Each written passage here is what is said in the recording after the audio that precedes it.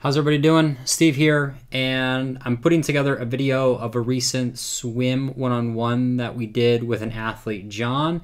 John is a very good Ironman athlete, newer to the sport, came in from a wrestling background, and he said to me, Steve, I'm losing a lot of motivation swimming. I'm swimming a lot. I've tried everything, and I'm not seeing much improvement. So we were able to get John in for a swim one-on-one. And I wanted to show you what the process was that I took John through for this swim session. So before let's just get into it. Let's just see. So let's just look at the stroke at first. Because at first I've never really seen John swim before up to this point, but we're gonna watch him swim a little bit so you can get an idea of what that stroke looks like and what we were dealing with. Before we kind of dove in, because I've never really seen John swim up to this point. And here he's swimming about 145 pace, which is a typical kind of cruise pace. So a couple things we'll look at is right away, the first thing that I noticed is that he didn't have a lot of connection. And what that means is that from his fingertips to his feet and everything in between, it didn't move as one. And right away, that's a pretty big red flag for not having like the greatest level of balance. So we'll go through it really slowly here from what I'm seeing. So the first thing right off the bat is that he is breathing very late into his swim stroke. So he's extending through here. You can tell he's underneath his body. He's right underneath his chest at the moment. He's pulling through. His hand is by his hip at this point. And he still has not did his breathing cycle to the side. So he breathes late, and then instantly you can see what happens here with that right arm. It pushes out. His head is too high within the breath, and you can see here he's in what I would call an opposite. Looks like kind of like a gorilla in the water. He's swimming very opposites, which means there's not a lot of balance within the swim stroke. And right here, not the most ideal. I'm going to show you a frontal shot where you can see how he's really crossing in the midline a lot. And anytime you see somebody crossing in the midline, that is definitely another. You can see again how somebody's losing balance, because you can see in that frontal shot where John comes in. And when he enters, he really crosses that midline, and then you can see in John's video that'll show you is a lot of times when you see somebody crossing the midline inward, you know, if he's crossing in with the right arm, you can see with the left, sometimes the left arm will pull wide, which makes that right come in. But his arm doesn't do that. It actually pulls in, but he's pulling in his body, but he's still crossing the midline, which is again, you can see that he's losing balance, which is making that arm kind of collapse in there. Another thing too, you can see here with that left arm, he enters, and right away that left hand turns up, that left elbow turns down, really dropping that elbow as he pulls through. But then even through here, now watch his whole body. This is what we're talking about. So he's pulling here, but here, you can tell from the hips and the core, from that pull, he's pulling here. Nothing is happening after that, which means he's not getting a really good catch. And you can just tell, right, when he's pulled under his body here, look how that left arm really bends inward, and I'll show you some underwater as he pulls into the chest. So even by the time he should be hitting his power phase, that arm is so broken that the angle is like 45 degrees, which means that that power production phase is not very good. And then watch the right hand off of it. No power, no balance. And then that right arm enters, the one that really crosses the midline. It's almost entering elbow first. You can see that, hand second, or it's entering together, which is not what you want to see. Again, when you see this is another demonstration that there's not a lot of balance and under the water happening from his catch phase. And then you can see too as he just cycles through that. So going through it slow motion, you can just see the late breath. You can see not a lot of good connection. You can see a humongous disconnect from the shoulders and the hips as he moves through that. So All right, we're back with the underwater video. So let's show that happening underwater as John is swimming. So again, underwater video, even from the front, from the above, it tells a whole different story. There are things that I would never have been able to see above the water if I didn't have the underwater. So again, like, let's watch this happening under the water as he moves through. So we'll go through this slow motion here. You can see here, pretty decent pull coming from here, but look at how that elbow and arm really drop. Look at the bubbles that are forming. The bubbles should be gone by this point. But like, let's look at this catch happening underneath the water. A lot of bubbles, a lot of I'm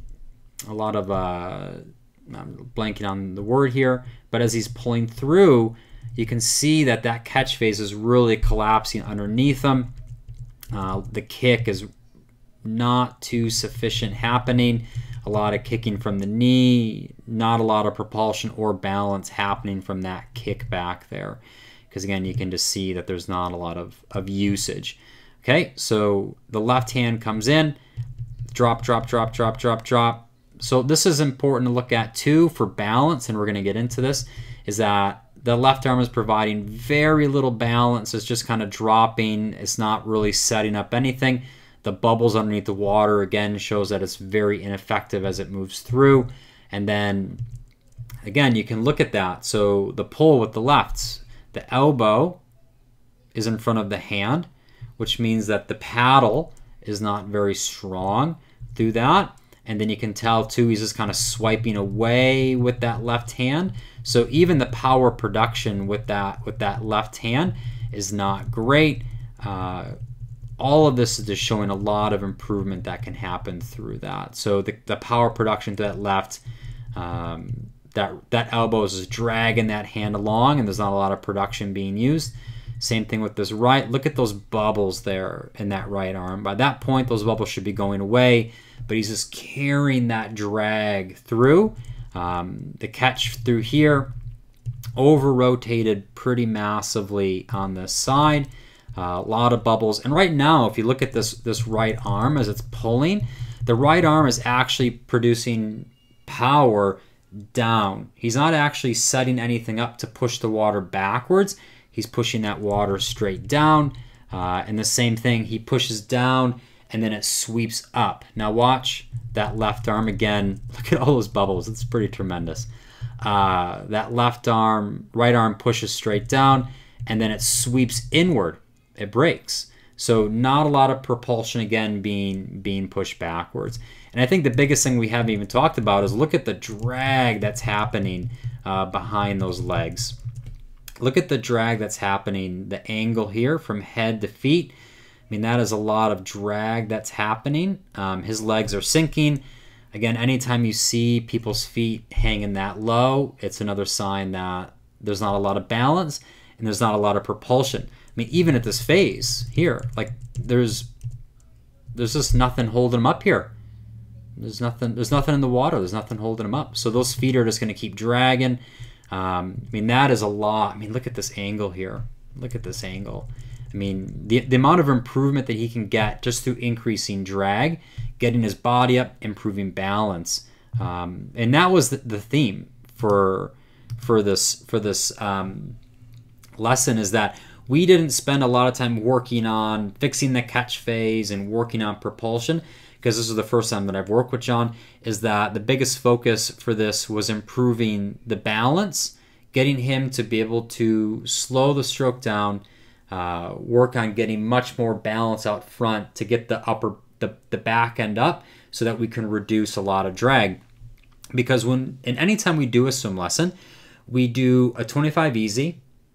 Well, they do a warm-up, then they do a 25 easy, take a break, 25 moderate, take a break, and then a 25 fast.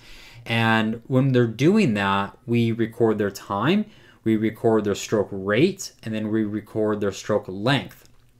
And we try to look at the differences. So we see when they get quicker, does their stroke rate increase too much?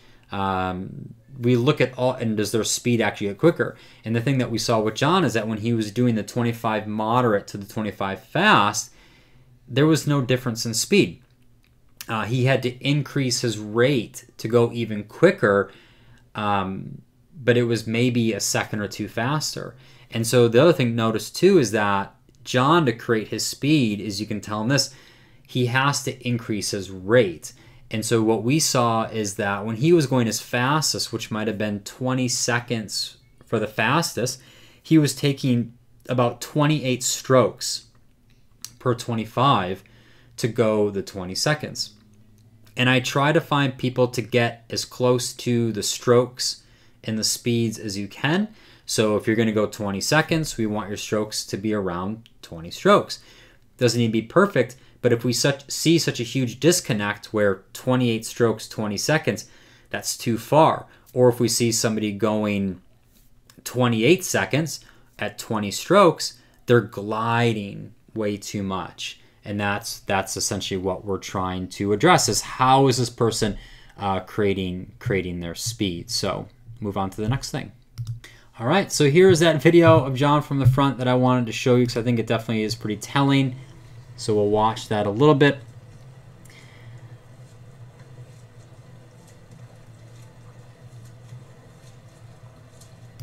Okay, we'll back it up. Move that a little closer. Okay, so let's go through slow-mo here. So right here, look at that left hand. Okay, the left hand is the one that's pulling underneath them. That left hand is pulling inward, is crossing the body underneath. And then watch what happens with that right hand. It crosses that midline on top of the head. So again, that right hand is crossing the midline because that left arm is pulling underneath the body. It's breaking. The catch underneath it is not stable. It's not strong. And so when that left hand breaks, there's nothing holding the body. And so what happens with the right arm is that the right arm just collapses inward. And that is essentially what we're seeing with that. And then you can see what happens here. You can't see it the greatest, but if you look back there, you can see his legs are very much splayed. Again, a lot of drag, not a lot of balance happening there. So we move through. Same thing with that right arm underneath the body. Look how over-rotated he is. That's something we talked a lot about too, is actually doing drills where we said, John, I want you to swim at 25, and I don't want you to rotate at all. Swim as flat as you can swim. And he said that felt better. It felt more stable. And we went through a lot of drills too. One drill that we went through is you'll see the video here, I'll throw it up, is that it is called like a starfish, where I forget what the guy calls it. He has a great YouTube channel. And essentially you are floating in the water and you're moving through, your hands are going back and forth, or they're stable, but you're trying to find that pressure point of putting those arms in the water, keeping your legs straight up to look like a starfish, and you're trying to be able to balance in the water for 2, 3, 4, 10 seconds, but you're trying to find that balance while floating. And at first, John had a hard time doing this. We kept working on it, before we even decided to swim, because he had to learn to find those balance points in the water to keep himself up afloat, because that was really important because you're not going to be able to develop the catch phase, you're not going to be able to develop the propulsion if you don't have balance through the front. And this is where drills like this are really important, to find that balance. And we weren't going to rush into doing work to develop, again, the catch phase, the power phase, if we couldn't master the basics. So here's a video of John doing catch-up, and this was a swim progression that we went through with catch-up. And catch-up, again, gets a bad rap for triathletes, but this is the off-season where we want to work on the opposite. So, of course, I'm never going to ask somebody to swim a triathlon doing catch-up, but catch-up drill is a great drill for creating balance. It's a great drill for creating full body connection. And this was the first drill that we worked on outside of the starfish drill and the balancing drill, because again, this is a very opposite effect of what we're trying to do. So the catch-up drill, we talked about it solely as balance, slowing down the freestyle stroke, because if you can't find balance working at an extreme, you're not going to find balance when you put it together. So when you're looking at catch-up drill, I mean, again, we're not working on the catch phase, we're not working on the power phase, we're solely working on balance. So keeping yourself in a good balanced position, not rotating very much at all, really touching through and then going to the next arm. And that's what we did this in a sequence of doing 25 drill, 25 free, but when you did the 20 free, the sole focus of the freestyle was no rotation whatsoever, to keep working on balance. Because the one thing we saw too is that the over rotation to one side when he was breathing was creating that him to lose the balance, because that arm would drop. And we'll show you that as well. But really, catch-up drill, really helpful drill to be working on. We also did a drill called head tap, which is just an abbreviation of that, where the head tap drill, you're doing a catch-up, and then you brush your head, tap, brush your head here, and you're working on the timing of that. And that was a nice drill as well that we worked on. All right, now at the very end, we focused on John's breathing. And you saw in the beginning that when John was breathing, he was breathing very late. Because a lot of times when he was breathing, he'd breathe through here, he'd be pull, pull, pull, pull, get to the hip, then breathe. And that would take the left arm, and it would really make him off balance through there. And we want the breathing to be in connection with the shoulders. So when you're setting up that catch and you're pulling through, the shoulders are rotating, that's when you want to turn your head together, because you want everything to be together. You don't want your head to be disconnected from your shoulders. So as you're pulling through here and the shoulders are rotating, right, how everything's rotating, you're turning your head to breathe. But John was pulling to the hip and then breathing. So the biggest way that I try to fix people's breathing is through single arm number one, which is the opposite arms up here, and you're working on pulling with that right arm and then connecting the head into that breath. And you can see that that was one of the final things, is that we have to fix the breathing, because if he kept breathing late, he would keep being unbalanced. And so working through that, you can see he's breathing a little late there still.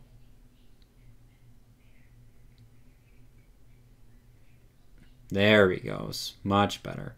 So we're really working on trying to find the connection from the head to the arm. Here we go, we're about to breathe. Boom, much better. So lifting that head a little bit too high. One thing he talked about is that he was actively holding his breath, and that's another thing that too that we talked a lot about, is not holding your breath. But if you're trying to fix a late breath, I am a big fan of using single arm freestyle number one, where the arm is out in front to keep that balance. But really, if you have that late breath, you got to learn to connect it with the shoulders and not breathing too late as you move through that. So this is how we really try to fix John's breathing, by working on this single arm number one.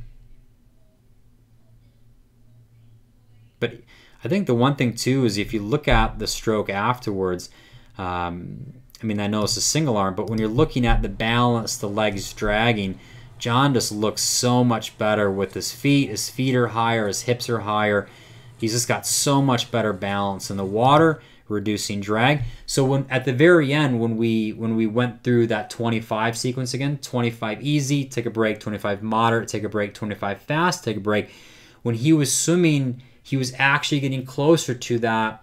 I think he was around 22, 23, 22, 23 for the moderate. So when he was just swimming moderate, he was swimming faster with less strokes. So again, when we got that to be equal, the stroke efficiency went through the roof. So a lot of positive things were made. And in my opinion, a lot of it was made simply through improving drag. And we haven't even talked about propulsion, getting the elbow up, the acceleration, the connection through. Today was solely focused on balance, and it was solely focused on reducing drag. And so the first session went really great, because he went from like 28 strokes to 22, 23, 24 while going faster. And just visually, he looked smoother. He didn't look like he was twisting all over the place. It was a huge improvement. So really, really exciting to see where he goes with that. Because for somebody doing an Ironman, and if your stroke efficiency is pretty poor doing an Ironman, under fatigue, 1,000 and 2,000 and 3,000, and that stroke efficiency is going to get worse, which means your distance per stroke is going to get worse, which means your drag is going to increase. So doing these things early will make you swim faster, and it'll make you swim a lot easier through all that.